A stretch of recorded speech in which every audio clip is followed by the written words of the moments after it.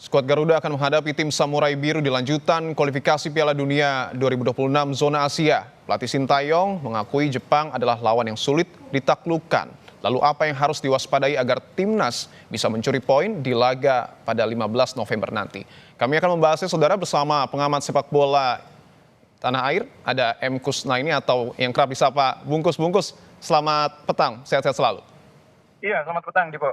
Kalau kita lihat kan di atas kertas saja, Bungkus. Kita akan bahas di atas kertas dulu. Secara peringkat FIFA, Jepang lebih tinggi dibanding Indonesia. Lalu apa yang harus diwaspadai dari skuad Samurai Biru ini?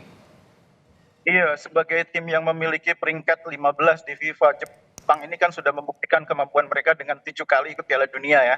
Itu saya pikir catatan yang membuat mereka ini ketika menghadapi Indonesia memiliki kepercayaan diri yang tinggi ketika mereka bermain di GBK. Nah, mungkin hal pertama yang harus dilakukan oleh pemain timnas Indonesia adalah tidak merasa silau dengan perbedaan yang sangat signifikan itu ya. Karena nomor satu, kalau tim sudah masuk lapangan dengan perasaan minder, perasaan rendah diri, itu akan sangat sulit mengembangkan permainan. Jadi ketika masuk lapangan, pemain-pemain kita tidak boleh silau dengan posisi lawan yang peringkat ke-15 FIFA, 7 kali ikut Piala Dunia, dan 24 dari 27 pemainnya kan main di Eropa. Itu perbedaan yang sangat signifikan dengan sepak bola Indonesia.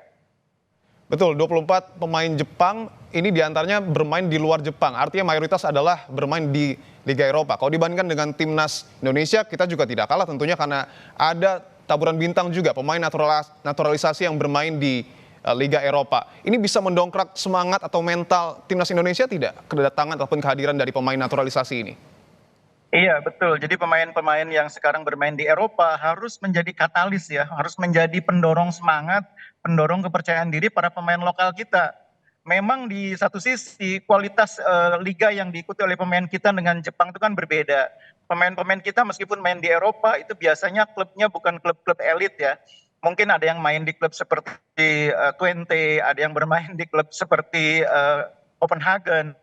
Itu bukan termasuk klub-klub elit Eropa. Beda dengan pemain Jepang. Ada yang main di Liverpool, ada yang main di Arsenal, ada yang main di Bayern Munchen. Itu memang kualitas klubnya saja sudah kelihatan berbeda. Tapi setidaknya pengalaman bermain di Eropa yang dibawa oleh Sandy Walsh dan kawan-kawan itu harus bisa mengangkat moral dan kepercayaan diri para pemain kita ketika bertemu dengan Kubo dan kawan-kawan. Baik, kalau kita lihat dari laga terakhir Bungkus melawan Cina, tentu kita berharap ada potensi setidaknya meraih poin pada saat nanti berhadapan dengan timnas Jepang. Kalau kita berkaca pada pertandingan sebelumnya melawan Cina, apa yang kemudian harus diperbaiki, apa yang harus dimatangkan jelang laga nanti melawan Jepang? Iya, yang pertama adalah soal kekuatan tim yang dimiliki oleh Sintayong. Dia kan sudah tahu persis kekuatan timnya seperti apa. Sintayong tidak perlu lagi bereksperimen menyusun formasi yang berbeda, tidak perlu lagi bereksperimen mencoba-coba pemain yang berbeda. Dia sudah tahu kekuatan tim kita ada di mana, pemain-pemain utamanya siapa. Itu saja fokus yang diberi kesempatan bermain. Nah, pada saat dibutuhkan baru dilakukan rotasi.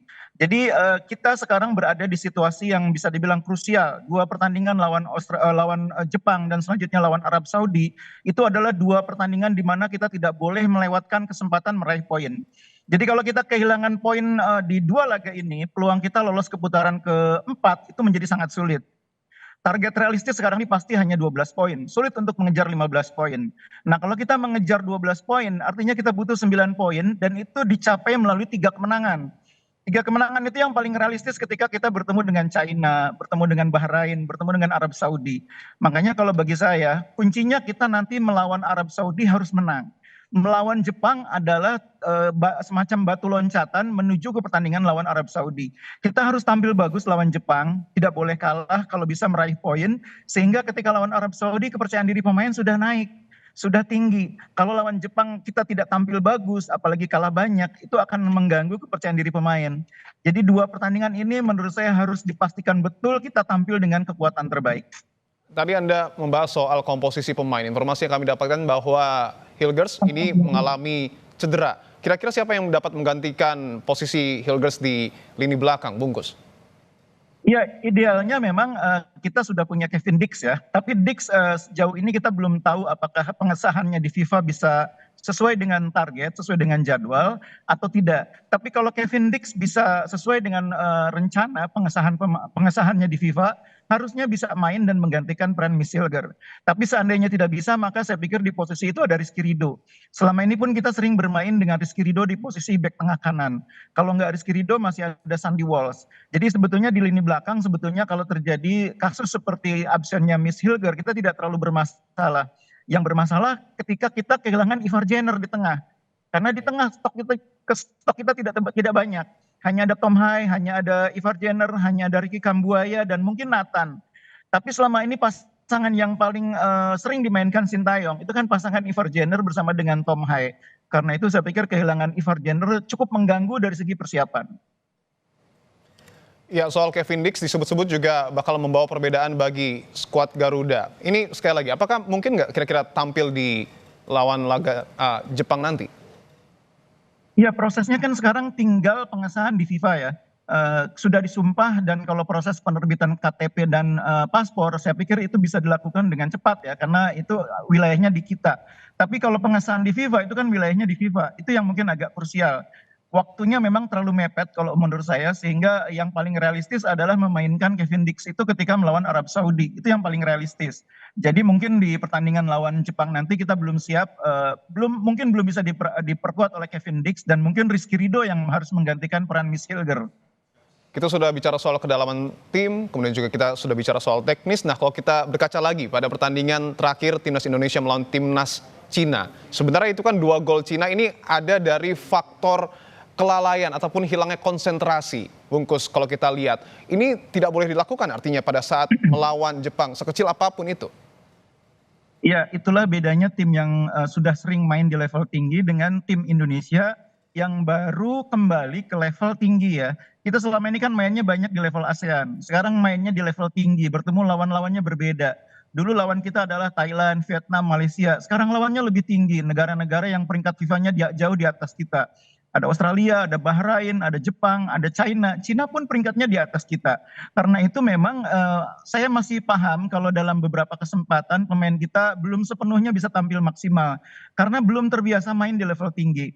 Nah, saya pikir dengan pengalaman kemarin dikalahkan oleh China, itu menjadi semacam cambuk, menjadi semacam pengalaman berharga yang akan membuat kita belajar, tidak lagi membuat kesalahan sendiri dalam pertandingan krusial.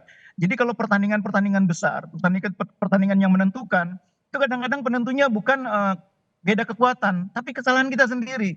Kita tidak mampu konsisten, kita tidak mampu fokus, dan kemudian kesalahan itu dihukum oleh lawan. Nah, itu yang saya pikir harus kita hindari, dan mudah-mudahan pelajaran lawan China itu bisa membuat kita jauh lebih baik lagi. Apalagi di tiga laga sebelumnya kan kita sebetulnya sudah bisa tampil bagus. Kita bisa menangkan Australia itu sudah luar biasa. Baik, mudah-mudahan kita bisa meraih poin pada saat nanti melawan Timnas Jepang. Terima kasih atas jawaban Anda. Ya, baik, Bungkus, Gipo. sehat-sehat selalu.